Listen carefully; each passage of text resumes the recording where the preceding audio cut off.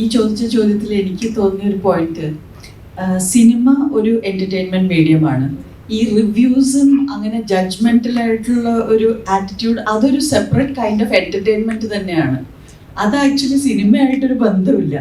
വെറുതെ ചർച്ചകൾക്ക് വേണ്ടി ഇരിക്കുന്നവരില്ലേ, ഡിസ്കഷൻസ്, പാനൽ ഡിസ്കഷൻസ് അല്ലെങ്കിൽ ഇഷ്ടമാണ്.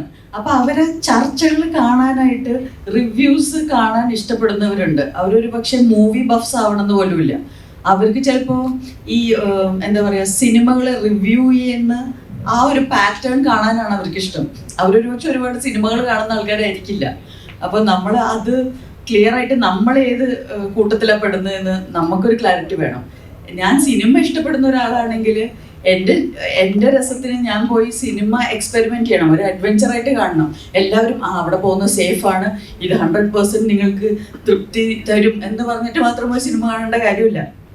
Each cinema is an adventure.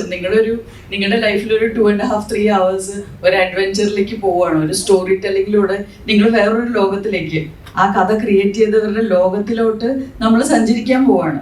അതിന് നമ്മൾ എടുക്കുന്ന റിസ്ക് ആക്ച്വലി നോക്കിയാൽ വളരെ ചെറുതല്ലേ, ഒരു ടിക്കറ്റ് വാങ്ങിക്കുന്നതിൻ്റെ റിസ്കല്ലേ ഉള്ളൂ. അപ്പോൾ ഐ തിങ്ക് സിനിമയോടുള്ള ആ ഒരു അഡ്വഞ്ചറസ് സ്പിരിറ്റ് നമുക്ക് ഭയങ്കരമായിട്ട് കുറഞ്ഞിട്ടുണ്ട്. എല്ലാവരും റിവ്യൂസ് പറഞ്ഞ് എല്ലാവരും നല്ലത് പറഞ്ഞതിന് ശേഷം ഞാൻ പോയി കാണാം, പിന്നെ എന്താ അതിലുള്ള thrill? Just go experiment with movies, have fun with it എന്നാണ് എനിക്ക് തോന്നുന്നത്. We are taking it too seriously.